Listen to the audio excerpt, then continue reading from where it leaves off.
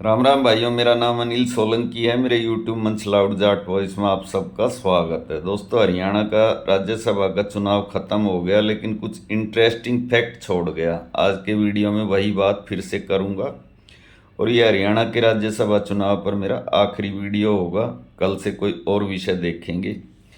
तो सबसे पहली बात यह है कि जिन 5 आदमियों के नाम सोशल मीडिया पर वायरल हुए थे, उसमें से 4 का तो कन्फर्मेशन कल वी के हरिप्रसाद जी ने कर ही दिया। वी के हरिप्रसाद जी जो कि हरियाणा के प्रभारी हैं कांग्रेस के। एक नाम जर्नैल सिंह का उन्होंने नहीं लिया, अपनी जुबान दबा गए। उसके पीछे क्या कारण है ये तो वही बेहतर जानते होंगे।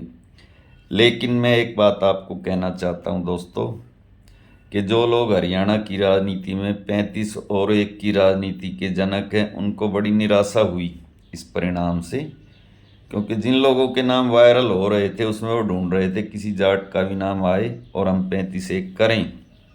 क्योंकि कांग्रेस के ऑफिशियल उम्मीदवार करमवीर बोस जी दलित थे और भाजपा के अनऑफिशियल उम्मीदवार, जिसको भाजपा ने जिताने के लिए नोटों की बोरियों के मुंह खोले थे, सतीश नांदल जी, वो जाट थे।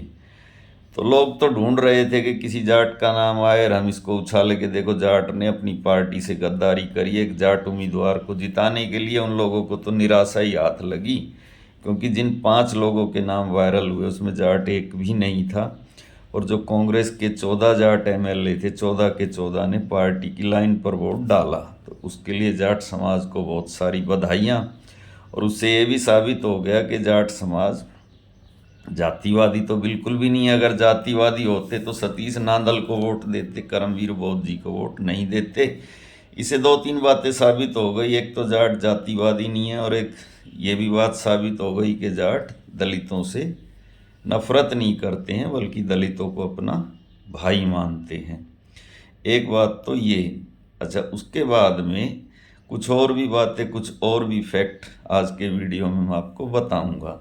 सबसे पहले दोस्तों, एक भाई ने ये कमेंट किया कि मैंने कल के वीडियो में 5 विधायकों का तो जिक्र किया, लेकिन उन 4 विधायकों का जिक्र नहीं किया जिन्होंने अपना वोट कैंसिल करवाया। एक तो उन विधायकों का नाम तो खुद कांग्रेस को भी नहीं पता। क्योंकि जो क्रॉस वोटिंग करते हैं ना, वो तो अपना वोट चुनाव का जो उनका अंदर एजेंट बैठता है उसको दिखाते हैं। लेकिन जिनका वोट कैंसिल होता है उसके बारे में केवल जो चुनाव आयोग, जो प्रिजाइडिंग अफसर नियुक्त करता है, उसको ही पता होता है। और चुनाव आयोग ने उनके नाम अभी तक सार्वजनिक किए नहीं हैं। और उसमें एक बात और भी होती है, जिसका वोट कैंसिल होता है ना, वो कई बार चुनाव आयोग की बदमाशी की वजह से भी कैंसिल होता है। उसमें उस आदमी की कुछ भी गलती नहीं होती है, एक बात। दूसरी बात दोस्तों, कि 2 विधायक ऐसे हैं कांग्रेस के जो अभी बागी हो गए। एक का नाम कुलदीप वत्स और एक का नाम गोकुल सेतिया। गोकुल सेतिया ने तो कल धरना भी दिया था, उसको फिर भूपेंद्र हुड्डा वहाँ से उठा के लाए। तो इन दोनों को मैं एक ही बात कहना चाहूँगा। पहले बात कुलदीप वत्स जी की कर लेते हैं, बादली से विधायक हैं। उन्होंने ये कहा है कि मेरा दम घुट रहा है कांग्रेस में, और उनकी बातों से ऐसा लग रहा है कि वो बहुत जल्दी कांग्रेस छोड़कर भाजपा में चले जाएंगे। तो मैं उनको एक बात कहूँगा कि पंडित जी, आपका तो दम घुट रहा है। आपने तो अपनी भड़ास निकाल दी। लेकिन जिस जनता ने आपको 2 बार एमएलए बनाया, ओम प्रकाश धनखड़ को हरा के एमएलए बनाया, वो ओम प्रकाश धनखड़ जो प्रदेश भाजपा का अध्यक्ष और मंत्री भी था, उसको वोट ना दे के आपको वोट दिया जातिवाद से ऊपर उठकर। तो उनकी घुटन का अंदाज़ा लगाइए। अगर आप बीजेपी में चले गए तो उनको कितनी घुटन होगी। और भूपेंद्र हुड्डा ने तो आपको सबसे पहले क्लीन चिट दे दी थी कि आपका नाम कहीं भी नहीं है। अगर सोशल मीडिया पे कोई नाम उछाल रहा है तो उसमें कांग्रेस पार्टी कहाँ से जिम्मेदार है। दूसरे, गोकुल सेतिया। गोकुल सेतिया जी बार बार एक बात कहते हैं कि मुझे नायब सिंह सैनी साहब बड़े अच्छे लगते हैं और उनसे मेरे पारिवारिक रिश्ते हैं, पर्सनल रिश्ते हैं। तो भाई अपने पर्सनल रिश्ते पर्सनल रख। ऐसे रोज़ रोज़ उसको ना पब्लिक को मत बता। क्योंकि आप कांग्रेस के विधायक हैं और आपको मुख्यमंत्री जी अच्छे लगते हैं, तो या तो आप कांग्रेस छोड़ो, भाजपा में जाओ। आपको कांग्रेस से चुनाव ही नहीं लड़ना चाहिए था। ये संवैधानिक रूप से भी गलत है कि आप कांग्रेस से चुनाव जीतकर भाजपा की तारीफ करें। क्योंकि विपक्ष के नेता का ये फर्ज होता है कि वो सरकार की कमियां बताए जनता को, ना कि उसकी तारीफ करे। अपनी तारीफ सरकार खुद कर लेगी। अब एक भाई ने कमेंट किया कि जो कुछ हुड्डा के साथ हुआ उसके लिए हुड्डा जिम्मेदार है, उसने यही कुलदीप बिश्नोई के साथ किया था। बिल्कुल किया था, बिल्कुल आपकी बात सही है। और ये 2009 में किया था। 6 MLA कुलदीप बिश्नोई के जीत के आए थे। हरियाणा जनहित कांग्रेस पार्टी बनाई थी, उस समय भजन लाल जी भी जिंदा थे। 6 में से 5 टूट के कांग्रेस में आ गए थे। कांग्रेस के 2009 में 40 MLA आए थे, यानी बहुमत से 6 कम, और उसने 5 MLA कुलदीप बिश्नोई के तोड़ लिए थे। बिल्कुल सेम वही सिचुएशन जो 2019 में भाजपा के साथ हुई थी। उसके भी 40 MLA थे।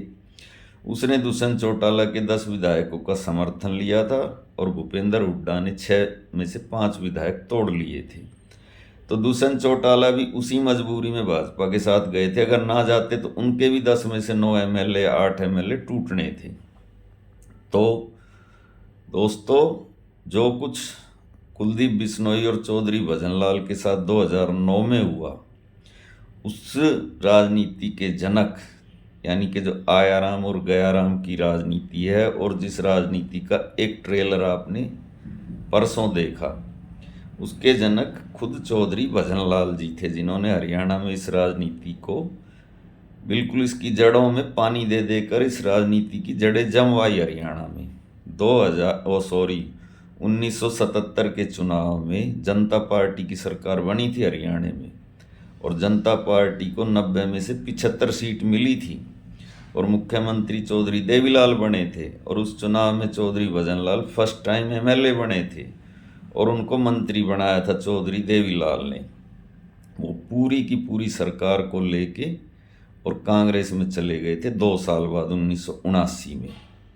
ऐसा भारत के इतिहास में पहली बार हुआ था। एक आध 2 4 5 10 MLA टूट जाते, पूरी की पूरी सरकार ही टूट गई। यानी सरकार ने देवीलाल को हटा के अपना भजनलाल को नेता बनाया, और फिर भजनलाल उस सरकार को लेके जनता पार्टी की सरकार को कांग्रेस में शामिल हो गए। फिर 1982 में फिर उन्होंने दोबारा अपने को रिपीट किया। बहुमत मिला चौधरी देवीलाल के लोकदल को, और शपथ ली चौधरी भजनलाल ने। जबरदस्ती लठ के जोर पे इंदिरा गांधी के कहने से गवर्नर ने शपथ दिलाई। और वो काला दौर था जब एक MLA ने हरियाणा में 5 बार एक ही दिन में पार्टी बदली, आया राम गया राम। तो ये 2 घटनाएं। और तीसरी घटना हुई 1991 में। प्रदेश अध्यक्ष थे चौधरी वीरेंद्र सिंह, उनके नेतृत्व में चुनाव लड़ा गया। राजीव गांधी ने उनको CM फेस बताया, और राजीव गांधी की हत्या हो गई बीच में ही, और मुख्यमंत्री बने भजनलाल, यानी चौधरी वीरेंद्र सिंह के हाथ में से कुर्सी छीन ली PV नरसिम्हा राव से मिलके। फिर वक्त का पहिया घूमा, और 2005 में चौधरी भजनलाल प्रदेश अध्यक्ष, उनके नेतृत्व में चुनाव लड़ा गया, और काफ़ी सीटें आई, मेरे ख्याल से 60-65। लेकिन मुख्यमंत्री बने चौधरी भूपेंद्र सिंह हुड्डा। यानी वक्त ने जो उन्होंने औरों के साथ किया, वक्त ने उनके साथ भी वही किया। और 2009 में उन्होंने अलग पार्टी बनाई, 6 MLA जीत के आए, 5 टूट के चले गए।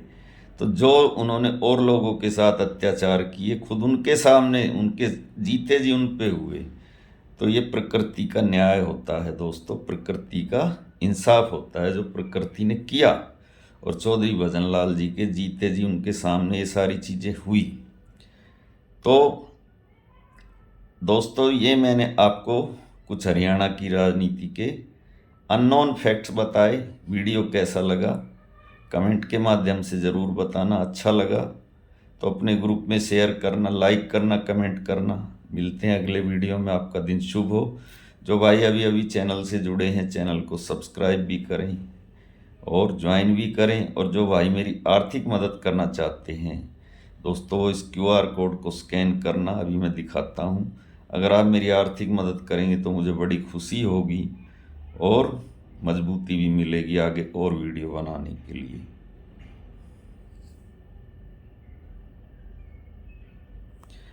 धन्यवाद भाइयों, आपका दिन शुभ हो। थैंक्स।